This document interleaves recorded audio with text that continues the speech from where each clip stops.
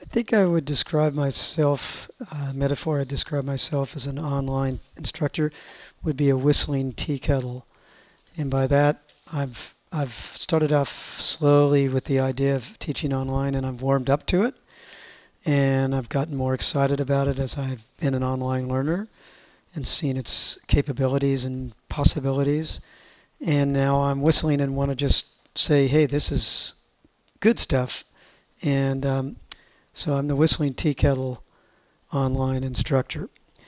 Um, the experiences I've had as an online learner, I'd say the two most important is firstly, it was very clear in each module what my goals were, what were the goals were for my learning.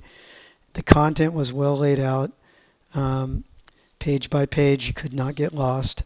There was downloadable PDFs that I could save for later use as well. So I found that very useful. I've actually I started to make a binder of some of those materials so I can look back on those. And the other thing would be the activities. It was always clear what when deliverables were expected, when they were expected, and the logistics for producing them. So I think um, those experiences as an online learner have resonated, and they're ones I want to make sure that I can get into my course design with the caliber that Michelle has done in these courses.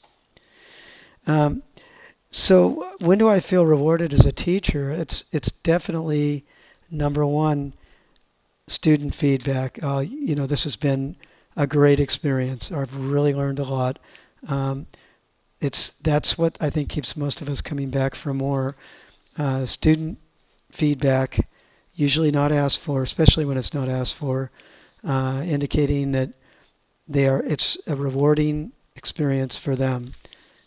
Definitely um, how I'm rewarded. Um, and that's how I feel as a learner. How am I going to get that as an instructor? I think that um, a careful course design is going to do that. Interesting activities and activities that totally align to the outcomes that I'm hoping to support. I think the cleaner and neater and to the point that is, the more rewarding it's going to be as an instructor and more rewarding for the students.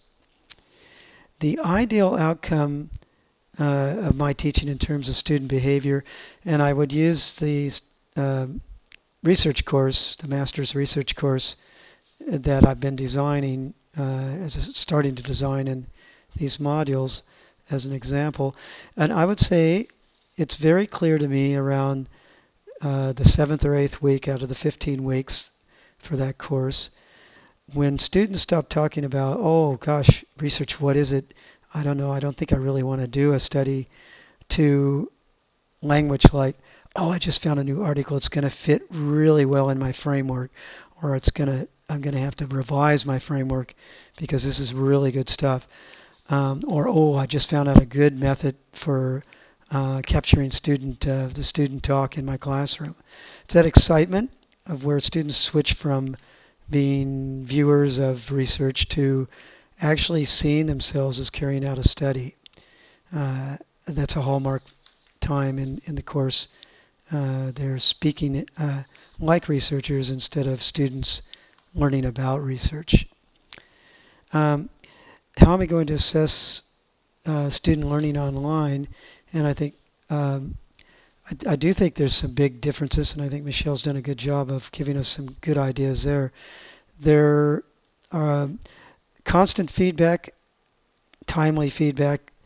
That's the same as face-to-face, but I think that the biggest advantage in online is voice, video, and voice, particularly sound bites. Me making comments about the work directly keyed to that work. So that's a thing that can happen in a voice thread. It can also happen on a Google Doc where the comment is directly pointing to something the students have produced. So it's very precise and very timely and very personal. particularly like the insertion of video, but audio is good as well. Um, it to me is much more powerful than just text only. Um, so how will I seek student feedback to improve course design? I do that as a summative at the end with a Qualtrics, but I think I also like the idea of having a space where students can go and pen comments. Can be about logistics, can be about, oh, gee, things are going to moving a bit quickly. Can you slow things down? Or maybe it's time for a Google Hangout. Students let me know.